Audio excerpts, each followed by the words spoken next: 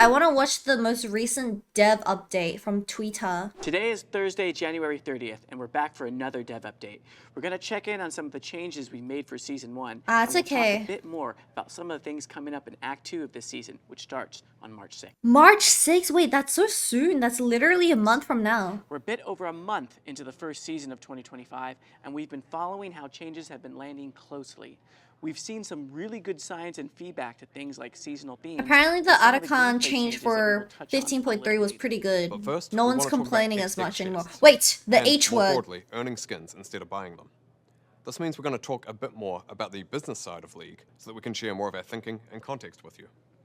Now, our belief Okay. as a company is that delivering great experiences for you will lead to great results for Riot. We want to deliver the best experience we can, that you can play forever without spending anything, so that you only spend money when you think we've made something great that you want to spend money on. As a free-to-play game, skins are the primary way League pays its bills. They're what give us the ability to continue to develop the game and wider ecosystem, from adding new game modes to updates to Summoner's Rift, cinematics, live events like Worlds, patch-to-patch balance, and much longer-term investments in League for the future. The number of people playing League has been pretty stable over recent years, and we're really grateful for that. Our cost to maintain and develop League has also been pretty stable over time too, ensuring we It's have gone an down equally since COVID, sustainable but income coming surely in to Arcane reinvest bumped in it the up a game. little bit. However, has been frankly more of a recent challenge. And that's where free Hextech chests come in. When we initially added them, we wanted to offer additional reward for time spent, using something we knew many of you really cared about earning: skins. And for a while, we think that worked well for both players and the business side of League. Over time, though, free chests unintentionally became the primary. Didn't Overwatch also have a loot box system that they got rid of? I remember I was super excited. Every single time you would level up in the game, they would give you a free loot box, and the loot box contained like 4 different things.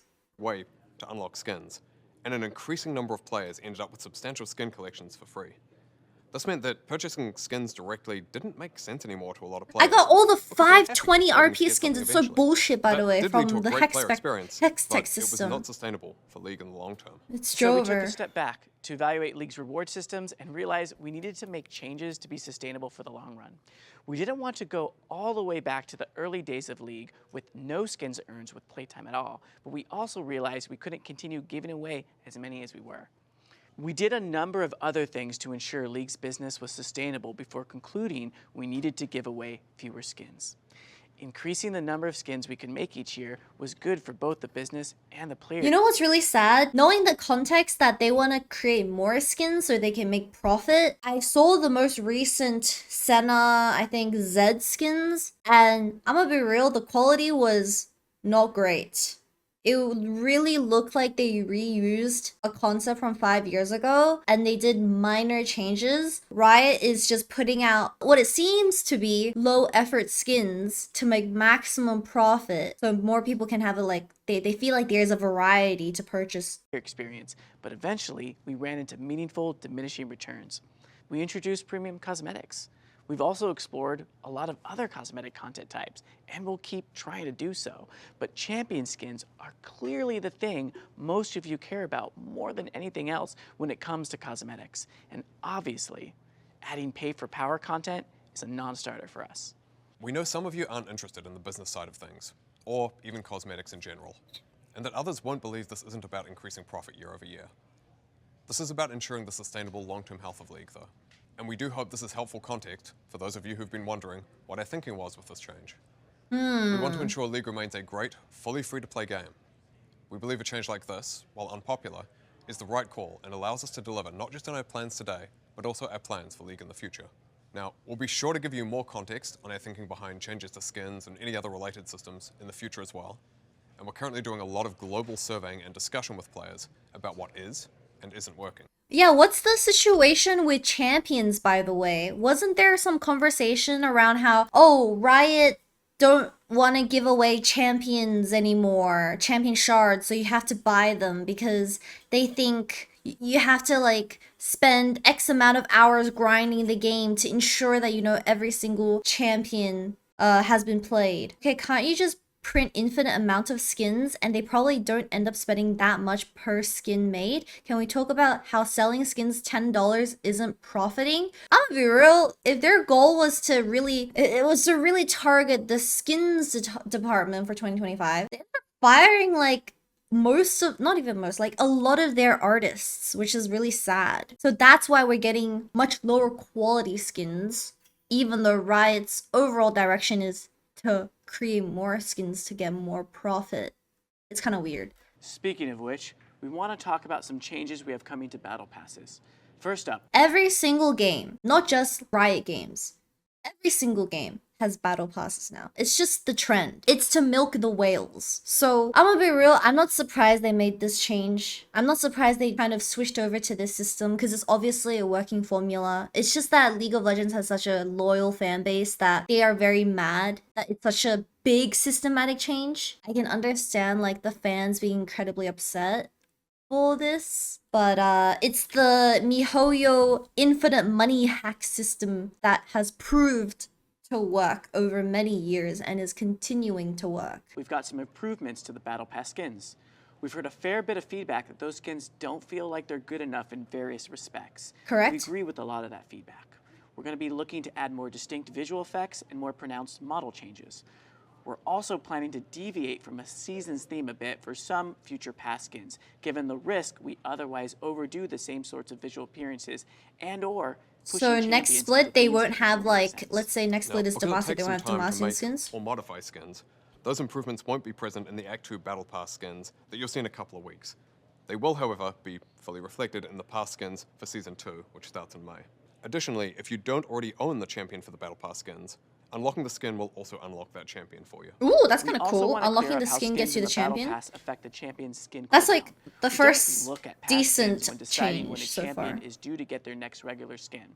So if Alistar appears in the Act 2 Battle Pass, he can still receive another skin later this year.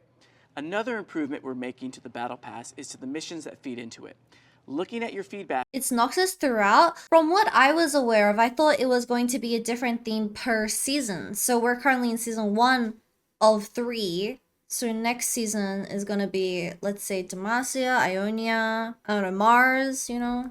certain types of missions are pretty unpopular. We're going to be removing missions that require playing with purchase skins or players who have purchased specific skins. We're also removing and reworking missions that players were having a hard time completing, like destroy 5 turret plates in a single game, which was hard to complete for many players and impossible for ARAM-only players. And for those of you who play a mixture of League and Teamfight Tactics, we'll be roughly doubling the amount of XP that TFT contributes. I have a question. Doesn't TFT currently already have this system in place and it's working? Their one is even worse. If you want to get like a high quality chibi, you have to roll for it. You have to gacha for it. And it's probably working. So Riot's like, holy shit, we're just gonna make actual League of Legends have the exact same system. Not Now, surprised. with that said, They already did let's it for hand TFT. things over to Matt and Eduardo to talk about gameplay. Hey friends, I'm Eduardo, Hi, Riot Matt. Cadmus Cortejoso. And I'm Riot Froxon. Just as a heads up, it's playtest time right now, so things might be a little loud. But we have a few things to discuss today. First, I want to talk a bit about how some of our gameplay changes we added in January have landed. Let's start by talking about one of the biggest changes that we saw a lot of conversation around. Oh, feats, never Feats of mind. Strength. As a reminder, Feats of Strength were introduced to provide more structure to the early I don't think Feats of Strength is OP. No one ends up buying the upgraded $700 boots. However, I do think it has changed the full, like the whole tempo of the game. Also, shout out to Froxon's shirt. It says 恭喜发财. game, and defer Chinese some of New that Year's. early game snowballing until after laning phase, by moving the immediate power of First Blood and First Turret to later in the game. These were a bit rough around the edges on release, and we made some adjustments to things, like changing the feat of Warfare from First Blood to First 3 kills, and nerfing Triumphant boot stats. They're currently in a stable place we're quite I happy think with. Feats is like okay right now. As for snowballing, our goal was to keep it roughly where it was before Season 1 went live. We've been comparing this game state with pre and post changes based on First Blood, First Turret, epic objectives taken, and game length. As of now, we haven't seen significant changes, and snowballing is roughly equal to where it was at the end of last year. There are still some improvements we'd like to make, of He course, sounds Aussie. but overall, the He's changes from are moving the game in UNSW. the intended direction. Next up, Let's We have discuss Otacon neutrals. and the Blood I didn't Roses who even brought know us the that rift. until I met him last Otacon year. was added to provide an objective in the mid-game that has rewards worth fighting for, progresses the game, but doesn't completely blow everything open like a 20-minute Baron would. We also wanted a way The to point incentivize 3 teams to fight each other Otacon in changes slower are quite games, nice, I while know. not speeding up already fast ones, which is what led to the two different forms, one which incentivizes action, and the other that lightly stalls it. That said, we think Voracious Otacon's rewards are too strong in game warping, so next patch, we're increasing the withdrawal time to 15 seconds Do you guys to give defending feel players a bit more. Do you guys feel the buff from the Otacon that drops blood roses? Because every single time I play solo queue and I have to collect the blood roses, outside of like extra experience, I personally don't really see that much of a difference compared to Voracious Otacon. More time to recover after forcing enemies to withdraw. Next up, we have the Blood Roses, which we introduced alongside Otacon. After the nerfs last month, we like where Blood Roses are for now, and that they reward teams Only the for experience? proactively Yeah, controlling same. I these only feel the spaces. experience. Another big component of our seasonal changes was the Noxian update. Oh yeah, to the Rift. can we change it back? We're excited to keep doing these. Oh, in future seasons, shit, but we I'm not definitely want to changing make it sure back. we're doing them right. I don't really like the We've current seen a lot of your Summoner's feedback around the Rift map color. feeling too dark, gloomy, Why or do they ice hold their rainy, hand and the we've same got some way? changes in the works to address these concerns that should be I'm ready with looking Act at their 2's nice release. iron shirts. We're I don't know what you're excited looking about the at. prospect for new gameplay that the Season 1 changes have created as players continue to learn and adapt to them. Having said that, when trying to add new gameplay to League, especially ones of this size, we're not always going to land it right away. We're trying to strike the balance between making quick changes based on your feedback and giving the changes enough time to breathe while we iterate them to a pot where everyone is happy with. We've got more details breaking down our review of the Season 1 changes in a dev blog out now, so make sure to give them a read. We also Okay. wanted to give a Okay. quick update. for all Sorry, I don't really care about Swift Plate.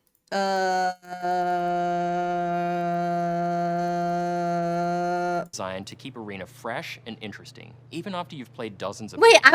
I wasn't skitzing out. He said it wrong, right? He said pot instead of spot. Ah, who cares? We're all You can human. gain fame by playing Arena, increasing I your don't care about Arena.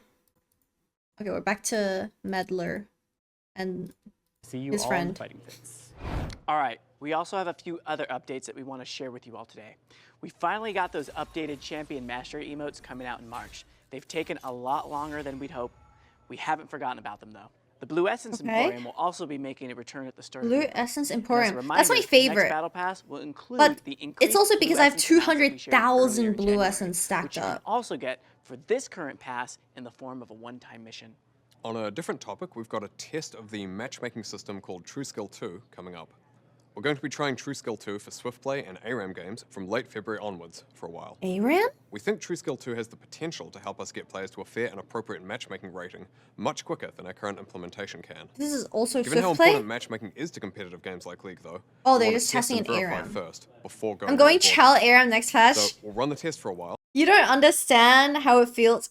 Back in my day, when I was Challenger, you would queue up an ARAM at like 3 a.m. in the morning with your 4 other Challenger friends, and the old Challenger border used to be so yellow and shiny and big and thick. It was legit crazy aura, and then the enemy is like probably just David trying to play a quick ARAM before bed to go to his 9 to 5 the next day, and you load in, and the enemy team literally just blinds you with how shiny their 5-man stack borders are. However, I am no longer in those days, and I no longer play ARAMs. Maybe playing ARAMs made me better. I don't play ARAMs anymore. I think there's a correlation. And then let you know how it's been going and what our next steps are or aren't. This work on matchmaking, however, has meant a trade-off to work elsewhere, to Clash specifically. Because the Clash is cringe. People hire boosters to boost them in Clash to get the trophy. Don't care.